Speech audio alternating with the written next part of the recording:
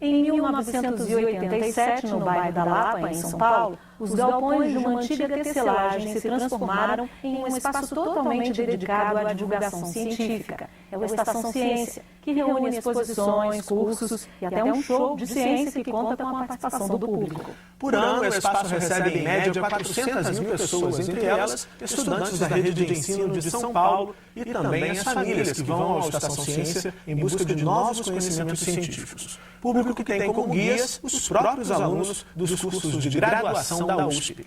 Para explicar como funciona o trabalho do Estação Ciência, a gente recebe aqui no Salto para o Futuro Hélio Dias, diretor da instituição e professor do Instituto de Física da USP. Hélio, é um prazer ter você hoje aqui no Salto. A gente acaba de descrever um pouco o que é o Estação Ciência, né? Mas é interessante ouvir o que você vai falar a respeito. Como é que surgiu o Estação? Contar um pouco da história da criação dessa instituição.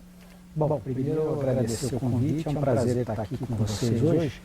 Então, a Estação Ciência, na verdade, ela, como você colocou, foi criada em 1987 por uma iniciativa do Conselho Nacional de Pesquisa, o CNPq. Na ocasião, o presidente era o professor Clodoaldo Pavão.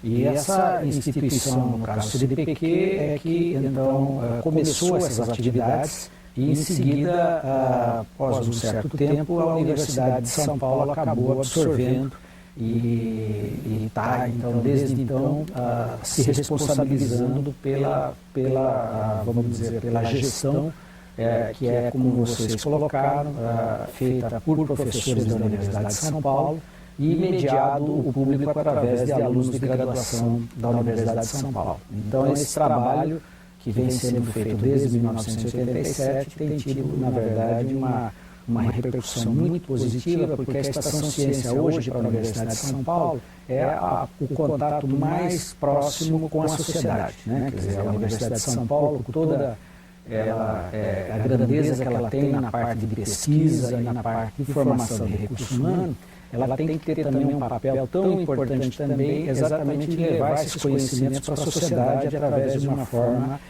lúdica e, como vocês falaram, interativa. E a Estação Ciência é exatamente essa proposta. Além de aproximar a universidade do porte da USP da sociedade, como é que você definiria que outros papéis, né, tem a Estação Ciência hoje, Hélio? Então, a Estação Ciência é exatamente essa questão de que o aluno da Universidade de São Paulo, ele tem havido, na verdade, quer dizer, uma participação do ensino público nos alunos que adentram a universidade. Mas ainda a grande maioria são pessoas que têm vindo, na verdade, do ensino privado. Então, a oportunidade dessa mediação dos alunos com a sociedade é importante para que esse aluno, antes de exercer a profissão dele, ele possa concretamente entender um pouco qual é a realidade do público que ele vai ter que depois prestar serviço.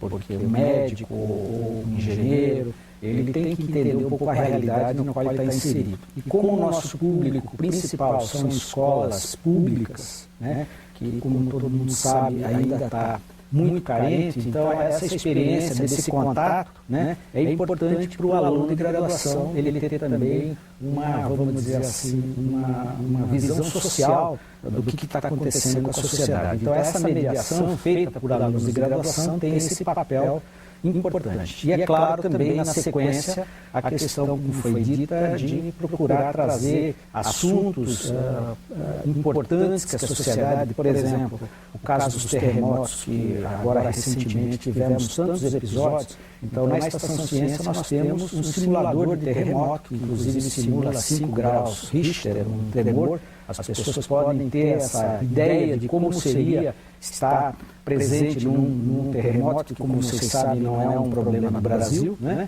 Mas é interessante que as pessoas vivenciem e conheçam esse fenômeno. Então, é só para ilustrar um exemplo das várias coisas que a Estação Ciência possui. É uma questão que tivemos aí num país próximo ao nosso, que foi o Chile, um terremoto que foi, se não me engano, numa escala maior que essa, mas 5 graus já é uma escala significativa, daria bem para entender bem como é essa questão. Mas também que afetar o Haiti, né, mais no começo. Exatamente. Agora, Hélio, você falou aí, recebe escolas públicas, né, atua com essas escolas lá da região, mas quais são as atividades que vocês desenvolvem com esse público que chega até lá, a Estação Ciência? Então, a ideia é exatamente, quer dizer, em geral, antes de que ocorra uma visita, a gente procura trazer os professores que vão mediar essas vindas dos professores. Então, a equipe da Estação Ciência previamente se reúne com os professores que vão estar encarregados de monitorar essa visita pela escola. A gente procura entender nessa mediação exatamente quais são os temas e os focos principais que essa visita tem que ser feita. E depois, naturalmente, a gente procura, na hora da visita, realmente procurar dar exatamente o conteúdo que cada uma dessas escolas está procurando dentro da Estação Ciência. Então tem um trabalho prévio, né, principalmente com as escolas, anterior à visita. Né. Com o público espontâneo, aí já naturalmente as pessoas elas vão, né, porque já tem eventualmente até um conhecimento prévio da estação, pessoas que são já pais estão levando agora os filhos, e os filhos estão levando e netos e assim por diante. Então a gente tem, nessa sequência de 20 e tantos anos da existência da estação, a gente já tem várias gerações que estão trazendo os seus filhos e netos para conhecer a estação. Agora vamos falar um pouquinho mais desse público. A gente falou no início que são 400 mil visitantes em média por ano, né? 1.000 pessoas por dia, né? Mais ou menos. Os jovens representam uma parcela importante desse público, velho? Sim, exatamente. Esse é o foco principal da Estação Ciência, é exatamente tentar fazer. Hoje, qualquer tema que a gente queira discutir, ele tem que ter basicamente 4 componentes. Você tem que ter um bom texto feito por pessoas realmente qualificadas, e a Universidade de São Paulo hoje tem gente realmente de peso em quase todas as áreas, né, da pesquisa. Depois você tem que ter, a partir desse conteúdo, você deve ter imagens, você deve ter som e você deve ter interatividade. Você tem que, então, na hora que você vai procurar apresentar um conteúdo, hoje, na divulgação científica moderna, você deve ter essas 4 componentes, que é para poder realmente envolver esse jovem nesse conteúdo aí. Né? Quer dizer, de acordo com a leitura que você está... Desculpa te interromper. De acordo com a leitura que vocês têm, de acordo com a experiência que vocês conquistaram, têm acumulado ao longo desses 20 e poucos anos, o jovem, o público que chega até a Estação Ciência, ele já demanda que esses 4 itens sejam contemplados ali nas iniciativas promovidas por vocês. Exatamente. A nossa experiência é que quando a gente tem esses 4 itens contemplados, a absorção daquele conteúdo que a gente quer transmitir, ele realmente se maximiza. E a experiência mais recente agora, nós estamos sediando a exposição Epidemic, que é uma exposição sobre epidemias. E essa exposição ela tem exatamente esses componentes, que é um videogame gigante, né? Em que fica no chão, né? Exatamente. No caso, as pessoas são um mouse, entendeu? É ele que ele faz o papel porque ele tem uma plataforma e ele se movimenta. Então, o conteúdo, né, que a gente quer explicar, por exemplo, como você pode se prevenir da dengue, por exemplo, né? Como é que é feito esse processo. Então, a sequência, você primeiro passa em vários setores, onde se procura, através de vários filmes e painéis, explicar todo o conceito. E aí ele, então, vai ser testado entrando numa crise epidêmica, que no caso, vamos supor, é de dengue, ele vai ter que, então, ver como que ele pode se prevenir. E aí ocorre exatamente isso, um bom texto, imagem, e a possibilidade dessa interação da pessoa com o conteúdo, né? Porque é isso que hoje o jovem, através do videogame e tal, ele tem toda essa atração. Então eu acho que essa proposta ela também tem que ser implementada dentro do Centro de Divulgação Científica, colocar essa possibilidade também para poder o conteúdo ser absorvido. Já que você tocou na questão da dengue, Hélio, essa semana, nessa série, estamos falando da relação entre saúde, juventude e comunicação. Você fala muito desse público, né? É jovem, é formado por jovens, né? Como é que esses três pilares estão presentes nessas ações desenvolvidas por vocês? Na concepção do projeto educativo que vocês têm, né? De receber as escolas, de receber esses alunos, como é que vocês pensam essas questões, além dessas que você já apontou aí, né? Interatividade, ter um bom texto, né? Fazer uma exposição que seja de fato atraente para esse jovem?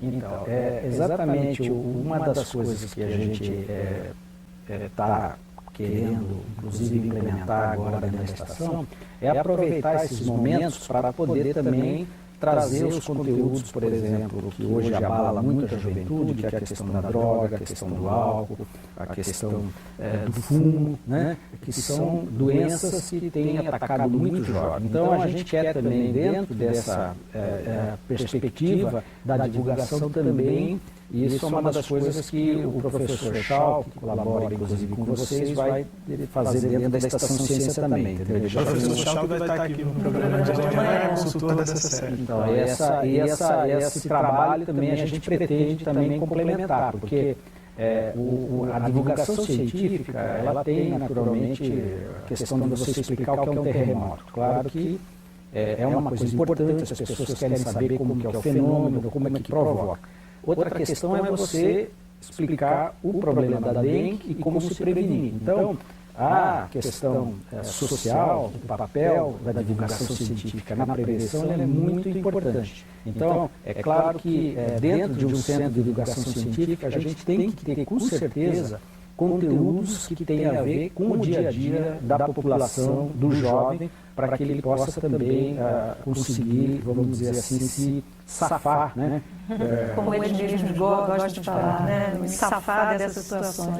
O ano passado, inclusive, devido ao problema do vírus H1N1, né? A Estação Ciência, inclusive, teve que ficar fechada durante, principalmente aquele período de julho, quando houve aquela crise terrível, né?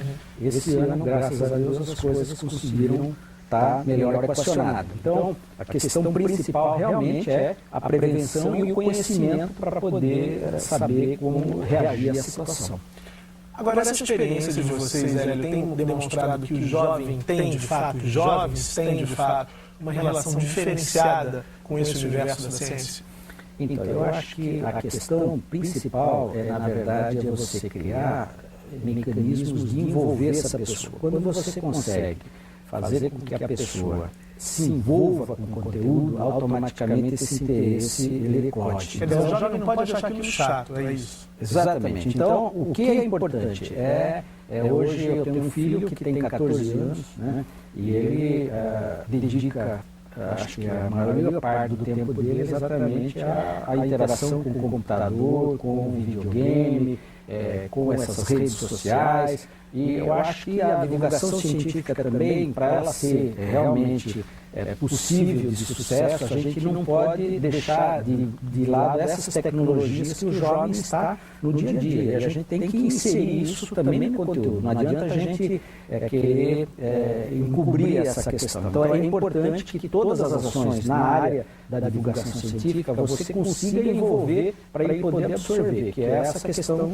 que a gente falou agora da experiência desse epidemia aí, que a gente está tendo uma experiência muito positiva porque está se passando conceitos importantes para os jovens sobre as questões que hoje o afligem, por exemplo, tanto a gripe suína, o H1N1, como a dengue, por exemplo. Esse ano, inclusive, a dengue ela bateu o recorde do ano passado. Tem mais casos de dengue esse ano do que o ano passado. E atinge muito essa população jovem, né? Especialmente nas classes populares. Você vê regiões em que não há esse controle da epidemia, né, do próprio mosquito, né?